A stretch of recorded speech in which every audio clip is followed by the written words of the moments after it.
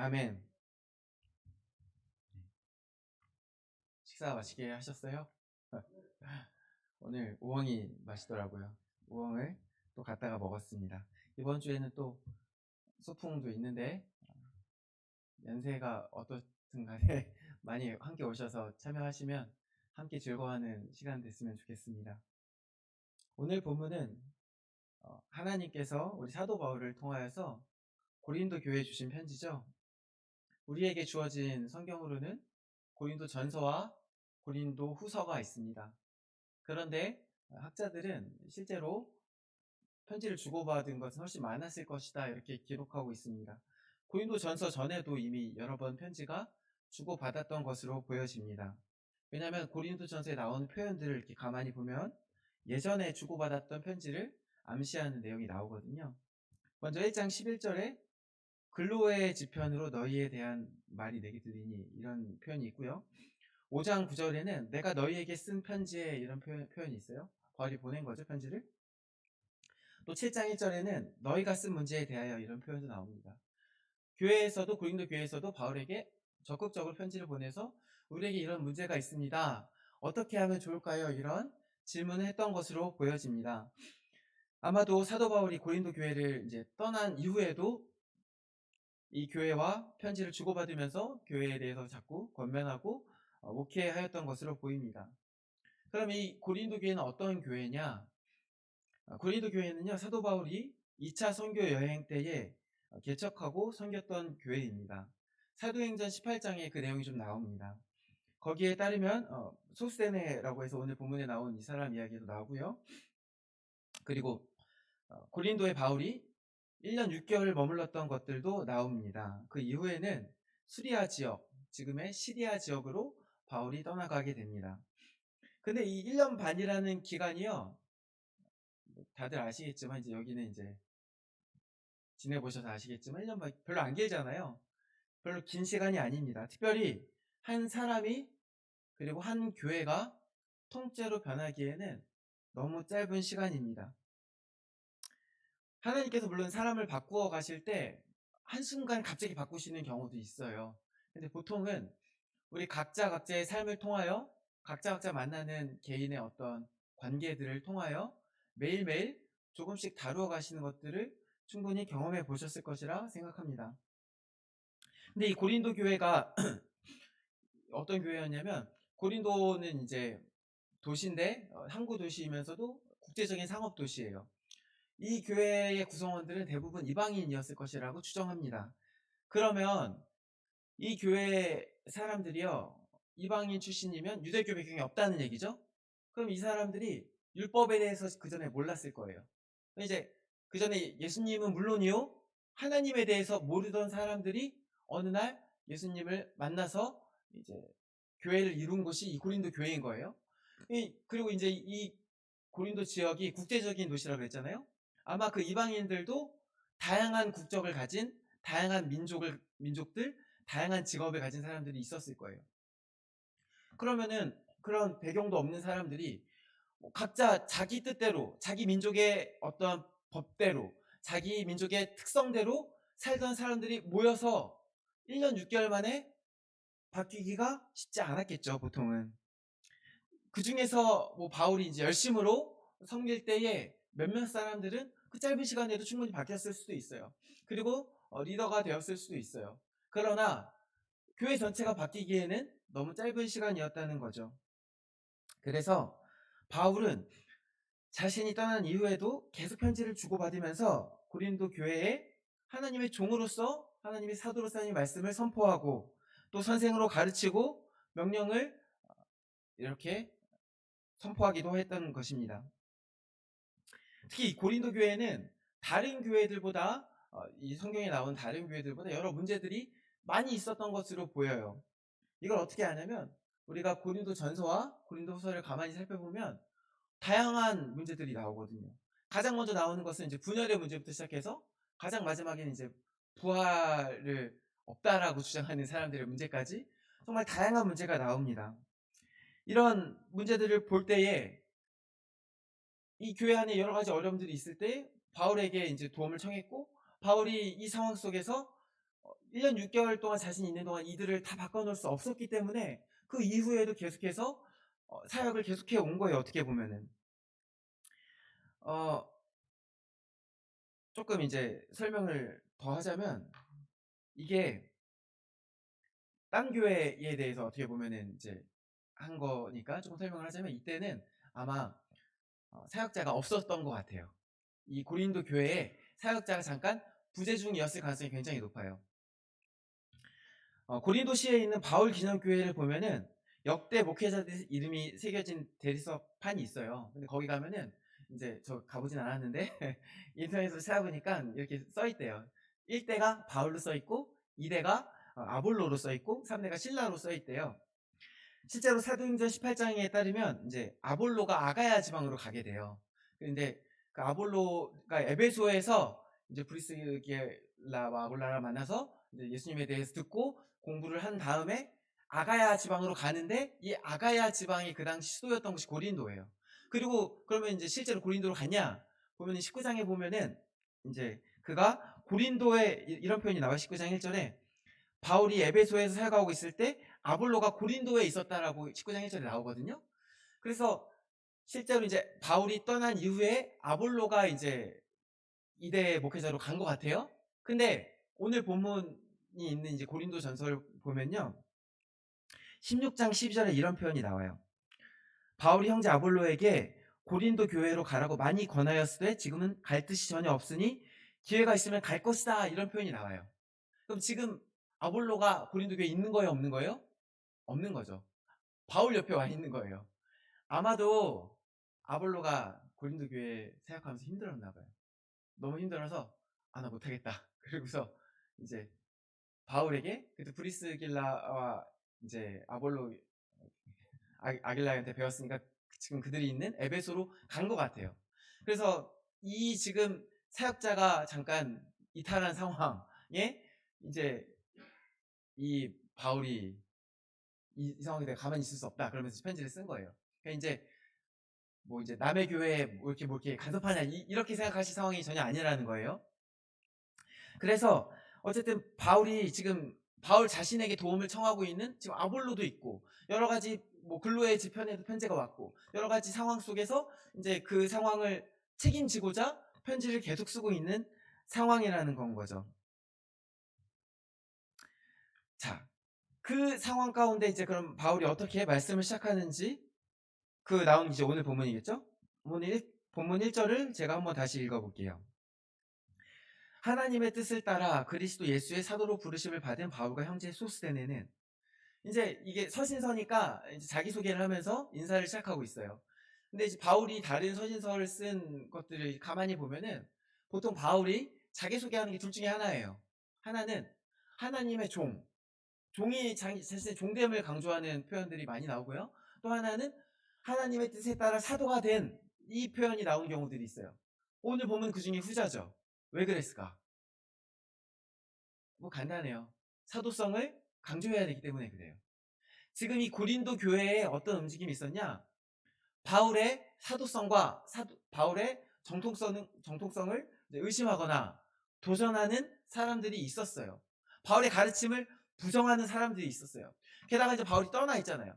그럼 자신의 이제 가르침이 이제 떠나 있고 자신의 이름값이 어떻게 보면 도전받고 있는 상황에서 편지를 보내는데 지금 바울이 자신이 하나님의 뜻에 따라 그 사도가 되었다는 것을 강조할 필요가 있었던 거예요.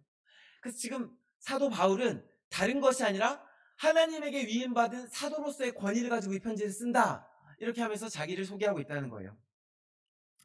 그래야 바울이 이제 계속해서 기록하고 있는데 뭐라고 기록하냐? 하나님의 뜻을 따라 그리스도 예수의 사도로 부르심을 받은 바울과 형제 소스데네는 고린도에 있는 하나님의 교회 곧 그리스도 예수 안에서 거룩하여지고 성도라 부르심을 받은 자들과 또 각처에서 우리의 주 곧 그들과 우리의 주 대신 예수 그리스도의 이름을 부르는 모든 자들에게 편지를 하고 있어요. 근데 이 고린도 교회에 대한 설명도 조금 약간 특이해요. 딴 교회는 별로 이런 설명들이 없는데 갑자기 이제 뭐라고 설명하냐? 고린도에 있는 하나님의 교회, 뭐 여기까지는 별 문제 없죠? 근데 그 뒤에 이어지는 곧 그리스도 예수 안에서 거룩하여지고 성도라 부르심을 받은 자들과 또 각처에서 우리의 주 곧 그들과 우리의 주 되신 예수 그리스도 이름을 부르는 모든 자들에게, 이렇게 해서 이 고린도 교회에 대한 사적이 되게 길어요. 이게 왜 이렇게 기냐? 바울 같은 경우는 보통 이제 편지를 쓸 때 한자 한자 고민을 많이 하고 쓴 것 같아요. 어떤 의도들이 다 숨겨져 있단 말이에요. 여기도 의도가 숨겨져 있어요. 바울이 여기서 이제 우리 본문에는 곧이라고 이제 나온 표현이 있는데, 실제 헬라어 성경을 제가 찾아본 버전에서는 곧이라는 표현은 없고 문장 부호가 있어요. 어떤 문장 부호가 있냐면 양쪽으로 화살표가 있는 문장 부호가 있는데 앞이랑 뒤랑 똑같다는 뜻의 그 문장 부호가 있더라고요. 근데 이게 언제 쓰이냐? 예수 그리스도 할 때 그 사이에 들어가는 문장 부호였어요. 그 예수님이 곧 그리스도고 그리스도가 곧 예수님이죠. 그래서 그것들을 보여주는 그 문장 부호가 이 고린도 교회 곧 할 때 이 곧 자리에 있었던 거예요. 그럼 이 뒤에 있는 설명이 다 이제 고린도 교회에 대한 설명인데, 특별히 여기서 우리가 주목해야 되는 건 뭐냐면 이 각처에서예요. 지금 이 나오는 설명들이 다 이 성도들에 대한 이야기를 하고 있는데 무엇을 지금 이야기하고 있냐? 우리가 동일한 예수 그리스도의 복음을 가지고 동일한 하나님의 부르심을 가지고 성도가 된 자들이다. 우리가 각처에서 서로 다른 장소에 있을지라도 우리가 한 교회에 속한 자들이라는 걸 지금 바울이 강조하고 있다는 거예요. 이 고린도 교회도 지금 우리가 에베소에 있고 본인은 에베소에 있고 너는 고린도 교회에 있으니까 떨어져 있지만 우리가 한 교회에 있는데, 하나님 안에 한 교회에 있는데 한 교회에 속한 우리 성도들에게 내가 하나님의 뜻을 따라 사도가 된 내가 사도의 권위로 말씀을 전한다, 이렇게 얘기하고 있는 거예요. 아까 말한 것처럼 지금 사도 바울이 떨어져 있어요. 지금 이제 요즘 얘기를 하면 우리 담임 목사님께서 옆교회로 이제 은퇴하시고 가셨어요. 근데 옆교회로 가셨는데 이제 우리 교회에 어떤 사건 사고가 자꾸 끊이지 않는 거야. 그래서 이제 한마디 하시려고 하시는데 이제 옆교회 상황이니까 잘 안 들을 것 같으니까 조금 더 이제 앞뒤 설명하시는 거예요. 사도인 나 바울이 우리 그리스도 안에서 하나 된 우리 교회 몸된 우리 하나의 한 교회에게 이 편지를 쓴다, 그 얘기를 하고 있는 거예요.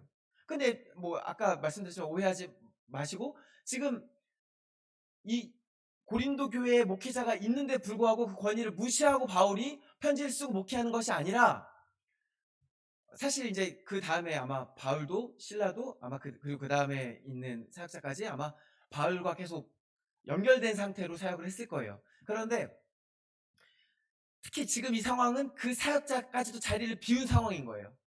그런 상황에서 바울이 이 편지를 쓰고 있다는 거예요. 지금 이제 1절과 2절만 읽었을 뿐이지만 바울의 의도가 느껴지세요? 내 말을 잘 들어라, 이렇게 이야기하고 있는 건 거죠. 그러면 봐봐요. 지금 오늘 제가 1절과 2절까지가 사실 오늘 본문의 내용인데, 여기서 제가 지금까지 읽으면서 그냥 살짝 넘어간 내용이 있어요. 뭐가 있냐? 1절에 보면은 형제 소수되네라는 표현을 설명하지 않고 넘어갔어요. 앞에 있는 이제 바울이 자신에 대해서 하나님의 뜻을 따라 그리스도 예수의 사도로 부르심을 받은 이 표현에 대해서 설명했고, 2절에 나오는 표현에 대해서도 설명했는데 가운데에 있는 형제 소수되네에 대한 설명을 하지 않았어요. 그러면 근데 제가 방금 전에 바울이 한마디 한마디 다 신경 써서 썼다고 했잖아요. 그러면 이 형제 소수되네에도 어떤 바울의 의도가 있을 거란 말이에요. 그럼 그 의도는 무엇일까? 한번 우리가 생각해 볼 필요가 있어요. 소스데네는요, 아까 말씀드렸지만 사도행전 18장에 보면 나오는 사람이에요. 사도행전 18장에 무슨 일이 있었냐? 이제 바울이 1년 반 동안 사역하는 동안에 이제 회당 그 유대인들이 바울을 공격해요. 바울을 잡아 고소하는 장면이 있어요. 근데 그냥 고소하는 게 아니라 막 소동을 일으키면서 바울 죽여야 된다, 죽여야 된다 막 소리 지르면서 이제 고소를 해요. 근데 그때가 어떤 상황이냐? 갈리오라는 새로운 총독이 왔을 때예요.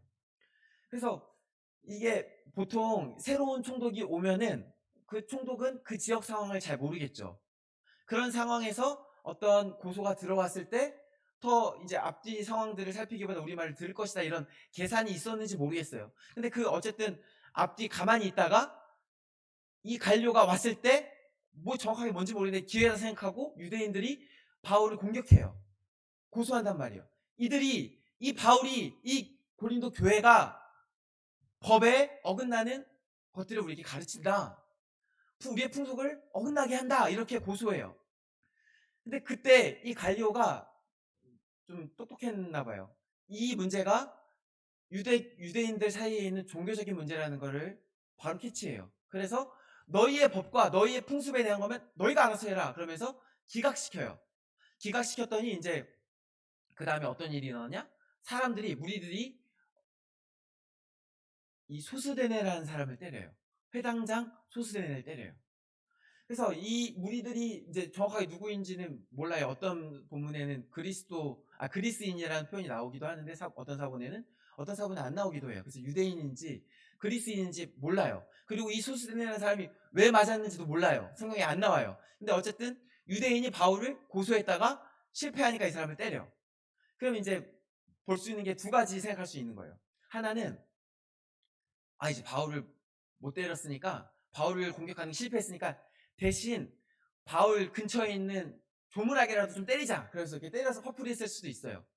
혹은 정반대로 이 일을 진행한 사람에게 너 이거 우리를 선동해서 이렇게까지 했는데 이게 뭐야? 그러면서 그 선동한 사람을 때리거나 혹은 그리스 사람들이 시끄럽게 하네. 너네 왜 이렇게 자꾸 떠들어? 왜 까불고 있어? 그러면서 그 일을 선동한 사람을 때리거나 둘 중에 하나인 거예요. 그래서 학자들의 의견들도 갈리는데 이 소스데네가 그러면 어떤 사람이었을까?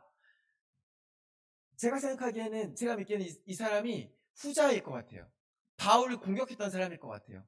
왜냐하면 이 사도행전 18장에 회당장이 2명 나오거든요. 이 소스데네라는 사람과 회당장 그리스보라는 사람이 나와요. 그리스보라는 사람이 먼저 나오는데 이 사람은 처음에 이제 바울이 사역 시작할 때 벌써 회심했어요. 나중에 고린도전서에도 나와요. 이제 그리스보의 집에 바울이 직접 세례를 준 유일한 집이 그리스보의 집이라고 나오는데, 근데 그 회당장 그리스보가 회심한 내용을 사도행전은 기록하고 있어요. 근데 굳이 이 소스데네가 회심한 내용은 기록하고 있지 않단 말이에요. 이제 회당장이 2명 남은 것도 이상하죠. 그래서 이제 이것도 의견이 두 가지가 있는데, 하나는 뭐 회당이 여러 개 있었을 것이다. 왜냐하면 유대인들은 10명만 모이면 회당을 지었거든요. 그러니까 여러 개 있을 수 있죠. 혹은 이 그리스보가 먼저 회심했으니까 그 다음에 그 빈자리에 이어서 회당장이 됐을 것이다. 이런 얘기가 있어요. 근데 만약에 이 사람이 똑같이 이제 그 시점에 이미 회심한 상태고 바울을 이제 따라다니던 추종자였으면 아마 그러면 그리스도만 기록하지 않고 소스데네까지 같이 기록했을 가능성이 높겠죠. 그리고 생각해보세요. 만약에 지금 처음에 그리스도에 대한 이야기가 나오고 그러면 그 다음에 회당장이 나왔을 때 다른 회당장이 아니라 그 후임자로 만약에 그리스도의 후임자로 소스데네를 뽑았다라고 한다면 만약에 앞에 선임자가 이 고린도 교회로 가버렸어. 그럼 후임자를 어떤 사람 뽑겠어요? 절대 안 갈 것 같은 사람 뽑지 않겠어요?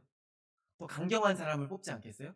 이 그리스도의 도에 대해서 더 열심히 반대하는 사람을 뽑지 않겠어요? 그런 사람을 뽑았는데 그게 소수대내고 그 소수대내가 자신의 그 성향대로 바울을 공격했다가 실패해서 역풍을 맞아서 매를 맞았다라고 보는 것이 더 타당한 게 아닌가 이렇게 생각이 들어요. 그러면 이 소스데네는 어떤 사람인 거예요? 원래는 바울의 대적자, 바울의 공격자, 바울 죽이려 했던 원수인 거예요. 근데 그 원수였던 사람을 오늘 본문에서 바울이 뭐라고 소개하고 있다고요? 형제 소스데네. 바울과 형제 소스데네라고 이렇게 소개하고 있어요. 여기에 소스데네 이름이 들어간 것도 참 어떻게 보면 이제 신기해요. 보통 바울은 이 앞에 자기와 함께 다른 사람의 이름을 쓸 때 그 동역자 이름을 쓰거든요. 그러면 이 사람이 이 소스데네가 이 시점에 이미 바울의 진짜 가까운 그런 동역자였을까? 시기적으로 봤을 때 이 사람 이제 바울이 에베소에 있을 때 가장 큰 동역자는 뭐 신라 아니면 브리스게와 아굴라 뭐 이런 사람들이에요. 혹은 이제 아볼로가 얼마 전에 이제 파송했다가 돌아왔었잖아요. 아볼로 이름을 이야기할 법도 해요. 그런데 굳이 성경에 다른 언급이 한 번도 없는 소스데네를 언급하고 있어요. 이 사람이 그만큼 중요한 동역자의 가능성은 별로 없는데 그 소스덴의 이름을 언급하고 있다는 거예요. 지금 바울의 그래서 이제 실제로 이제 이 소스데네가 이 시점에 바울의 중요한 동역자라고 보는 학자들은 거의 없어요. 대부분 그렇지 않을 것이다라고 봐요. 그러면 그런 중요한 동역자도 아닌 소스데네를 바울이 지금 왜 굳이 이 형제 소스데네, 이 형제라는 표현은 우리 이제 지금이랑 똑같아요. 같은 성도, 교회 다니는 우리 형제 그 표현이에요. 그 소스데네 표현, 소스데네를 형제라고 부르면서 왜 그의 이름을 실어줬을까 생각해 볼 필요가 있다는 거예요. 소스데네는 사도행전 이제 18장 이후에 안 나와요. 그리고 이 이후에도 이제 이 인사의 장면만 나오고 그 이후에도 안 나와요. 다른 중요한 동역자에서 아마 다른 뭐 서신서에서라도 한 번씩 등장했을 거예요. 근데 이 사람의 이름을 우리가 어디서 찾을 수 있냐면요. 아까 앞서 제가 고린도에 있는 바울 기념교회에 역대 고린도 교회 목회자 이름이 써 있었다고 그랬죠. 거기 나와요. 소스데네가 거기에 4대 목회자로 나와요. 1대가 바울, 2대가 아볼로, 3대가 실라, 4대가 소스데네로 나와요. 그리고 이 2대부터 4대까지는 가로가 쳐 있어요. 아마 바울과 함께 사역한 사람들이 가로가 쳐 있었던 것 같아요. 그렇게 이제 본다면 소스데네가 지금 이 시점에는 그렇게 중요한 어떻게 보면 동역자가 아니었을지 몰라도 결국 그가 나중에 어떻게 됐다는 거예요? 고린도 교회를 위해 선신하는 목회자가 되었다는 거예요. 한번 생각해 보십시오. 소스데네가 바울을 공격하던 원수였어요. 그러면 그 이후에 언제 이 사람이 회심했는지는 아무도 몰라요. 근데 회심한 이후에 고린도 교회가 그를 어떻게 돼 있을까요? 회심했다고 해서 그래 지는 일은 다 잊고 우리 서로 사랑하자. 우리 원수를 사랑해야지 그러면서 품어주는 것이 쉬웠을까요? 바울을 생각해 보십시오. 바울이 처음 회심하였을 때 예루살렘에 가니까 사도들이 아무도 안 만나줬어요. 그때 누가 바울을 보증했죠? 바나바라는 이 사람이 바울을 보증했어요. 그러면서 이제 바울의 사역이 시작된 거예요. 아마 이 고린도 교회 가운데 소스데네는 들어가기 쉽지 않았을 거예요. 그 속에서 사역자는커녕 한 형제로 인정받기 쉽지 않았을 거예요. 왜요? 원수니까요. 말 그대로 원수 아닙니까? 근데 지금 바울은 어떻게 보면 가장 큰 피해자가 그 자기 자신 아니에요. 자기 자신을 죽이려 했던 거 아니에요. 근데 그 소스데네를 지금 형제 소스데네라고 소개하면서 이 말씀을 시작하고 있는 거예요. 이 한마디는 바울의 용서 선언이자 보증이었을 것이라 생각해요. 사랑하는 성도 여러분,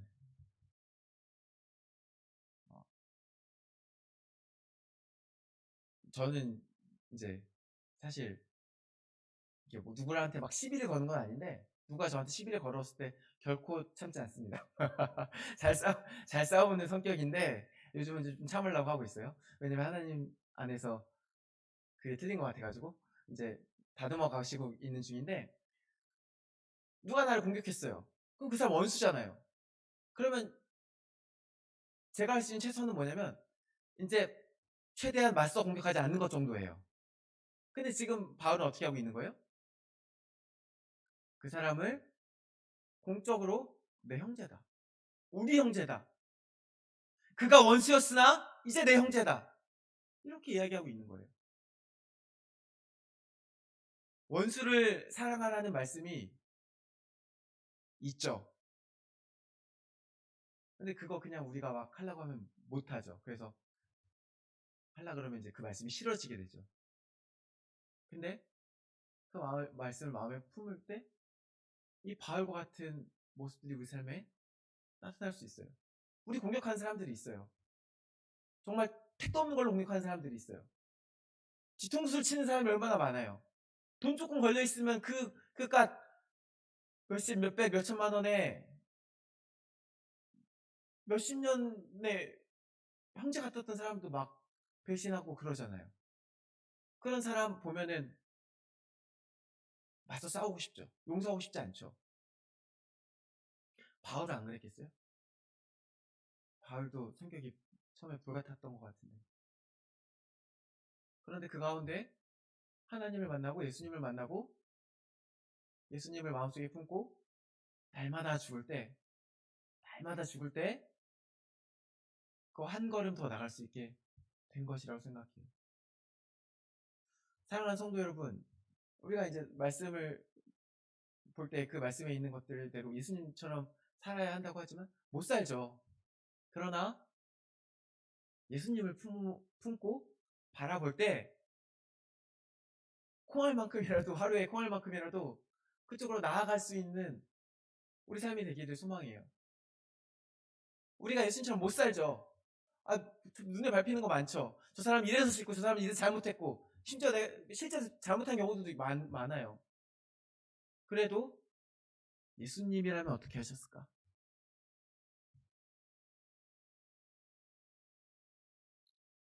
어쩌면 이게 이때 바울의 최선이었을지도 모르겠다고 생각해요.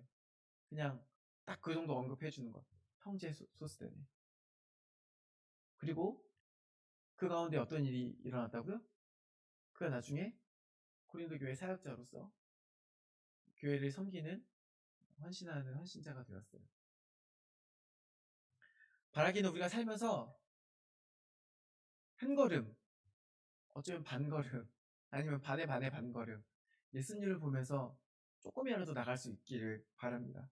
용서할 수 없는 사람이 있어요. 용서하기 싫은 사람이 있어요. 내가 다른 사람은 다 용서해도 쟤는 용서 못하겠다. 쟤 너무 미운데? 싶은 사람 있죠? 왜 없어요? 근데 예수님을 바라보고 오늘 또 바울이 그렇게 살았던 것들을 바라볼 때 성령 하나님께서 우리 가운데 그 일들을 이루실 줄 믿습니다. 함께 기도하시겠습니다. 우리가 아직 원수 되었을 때 우리를 위하여 생명을 주신 예수님 그 사랑에 감사드립니다. 우리가 그 사랑을 기억하고 우리도 거기에 순종하며 살아가는 삼보교회 될 수 있게 은혜를 베풀어 주시옵소서. 감사드리며 예수 그리스도 이름으로 기도드립니다. 아멘.